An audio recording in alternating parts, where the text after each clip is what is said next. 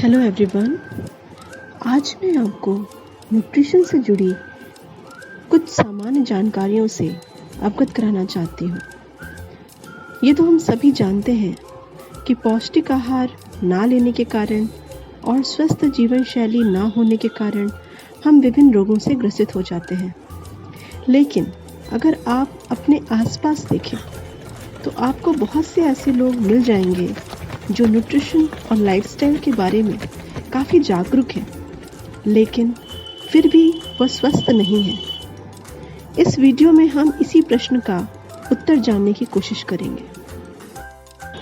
मेरा पहला सुझाव ये है कि हम जो भी बाज़ार से दूध, अनाज, सब्जियां, फल आदि खरीदते हैं, उसकी गुणवत्ता की जांच करने की भी कोशिश करें। उसके साथ साथ हमें ये भी कोशिश करनी चाहिए कि हम सीजनल फूड और लोकल फूड पे ज़्यादा ध्यान दें। प्रोसेस्ड एंड पैकेज्ड फूड को उपयोग कम से कम करें। आज के समय में हमारे अनाज उतने पौष्टिक नहीं रह गए हैं जितने वे पहले कभी हुआ करते थे। उसका कारण है मिट्टी में खनिज तत्वों की कमी। ऐसे में पोषण की कमी को पूरा करना और भी मुश्किल हो जाता है, क्योंकि आपके पास पर्याप्त पौष्टिक भोजन तो है, लेकिन हमारी फूड ही न्यूट्रिशनली एडिक्वेट नहीं है, जिसे हम कह सकते हैं फूड में न्यूट्रिएंट की कमी होना। इसके साथ साथ पेस्टिसाइड का अत्यधिक उपयोग करने से भी हमारी भोजन की गुणवत्ता खराब हो जाती है। ऐसी स्थिति में हमें क्या करना चाहिए?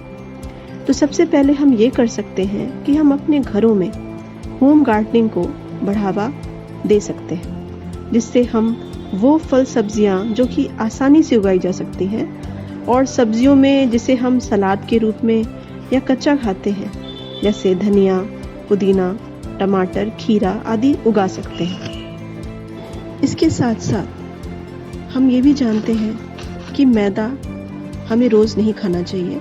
क्योंकि इसमें फाइबर कंटेंट काफ़ी कम होता है। लेकिन हम जो रोज पैकेज्ड आटा इस्तेमाल करते हैं, उस पर हमारा ध्यान नहीं जाता कि वो भी हम बहुत रिफाइंड ही खा रहे हैं। आप मैदा और व्हीट फ्लोर दोनों को छाने तो आप पाएंगे कि व्हीट फ्लोर में भी ज़्यादा चोकर नहीं निकलता। तो इसके लिए आप क्या कर सकते हैं? आप या तो खुद आटा पिसवा सकते हैं या पिसे हुए आटों को मिक्स करके उपयोग कर सकते हैं। जैसे आटे में ही हम बेसन, रागी या अन्य आटों को मिला के उपयोग कर सकते हैं। इसके अलावा हम क्या गलती करते हैं?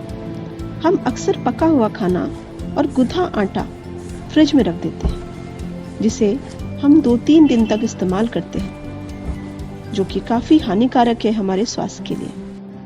कुछ बैक्टीरिया जैसे लिस्टीरिया मोनोसाइटोजेनस रेफ्रिजरेटेड फूड में ही पाए जाते हैं और ये हमें गंभीर रोग से ग्रसित कर सकते हैं। एक प्रचलित कहावत है कि हर चमकती हुई चीज सोना नहीं होती। इसका एक उदाहरण है कि जब हम बाजार से फल सब्जियां लेने जाते हैं तो अक्सर हमारा ध्यान ऐसे फल सब्जियों पे ज्यादा जाता है जो कि काफी चमकदार दिख रही हैं। आपको पता है कि बहुत सारे फल सब्जियों पे वैक्सिंग की जाती है, जैसे कि सेब, आड़ू, बैगन, टमाटर, शिमला मिर्च आदि।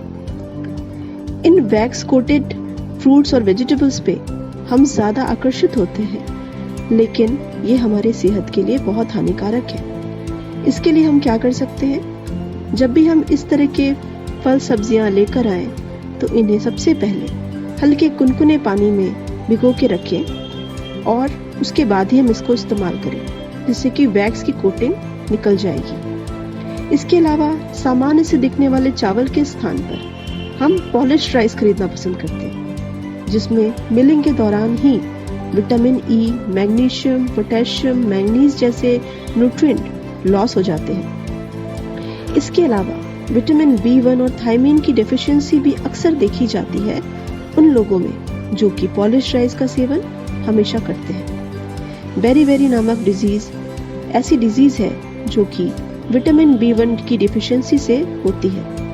इसलिए ये बहुत आवश्यक है कि हम फूड क्वांटिटी के साथ साथ फूड क्वालिटी पे भी ध्यान दें।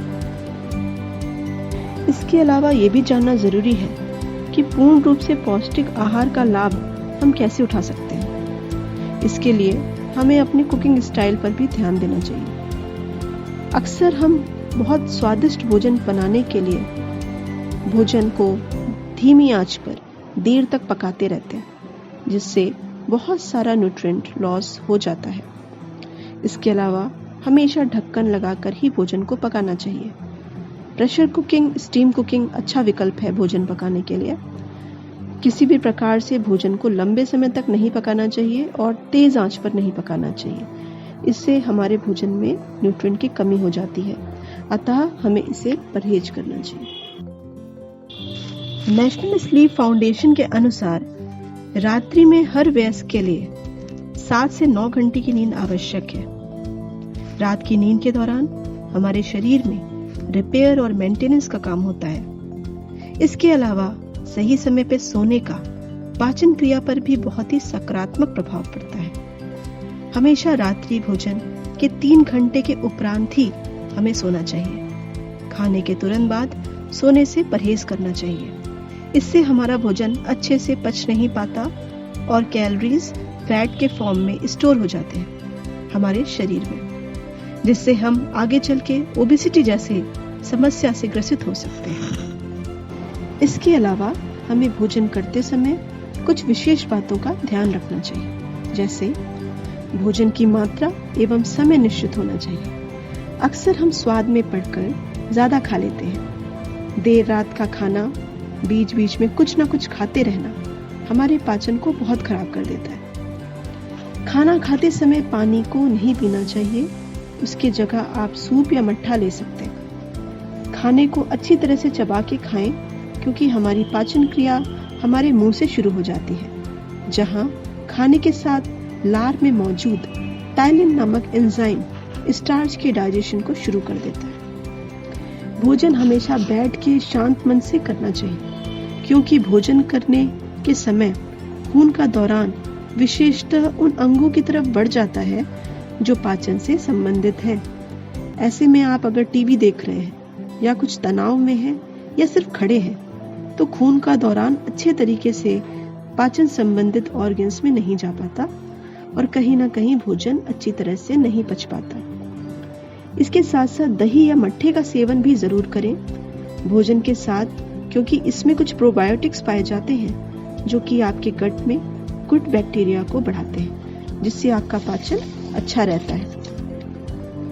हम अक्सर ठंडी आइसक्रीम, कोल्ड ड्रिंक्स या ठंडे पानी का सेवन करते हैं भोजन के साथ भी और भोजन के बाद भी, जो कि आपके पाचन को काफी कमजोर कर देता है, तो इससे परहेज करें। विपरीत नेचर वाले फूड हमें एक साथ नहीं खाने चाहिए। आयुर्वेद में भी इसका काफी जिक्र है कि जैसे खट्टे फल के साथ दूध नहीं लेना चाहिए, फलों को खाने के साथ नहीं खाना चाहिए। फल को डाइजेस्ट करने में बहुत समय लगता है, इसलिए फल को कभी भी खाने के साथ ना खाएं। ऐसे बहुत सारे फूड हैं जो एक दूसरे को डाइजेशन करने में साथ भी देते हैं, तो कुछ बाधक भी होते हैं। इसलिए हमें इसके बारे में विशेष ध्यान रखना चाहिए। खाने के बाद धीमी गति से टहलना चाहिए, कम से कम 15 से 20 मिनट। तेज गति से चलने से रक्त का संचार पैरों की तरफ चला जाता है, जो कि पाचन क्रिया को कमजोर करता है। अपने पेट को साफ रखें, क्योंकि इससे बैड बैक्टीरिया का ओवरग्रोथ हो जाता है, जो कि आपके पाचन क्रिया को कमजोर करता है। तो ये सारी जानकारियां मैंने आपके साथ साझा की। मैं आशा करती हूँ कि मैं सभी जानकारियां जो मैंने आपको इस वीडियो में दी वो आपके लिए उपयोगी साबित हो। आप स्वस्थ रहें, जागरूक रहें, इसी कामना के साथ धन्यवाद।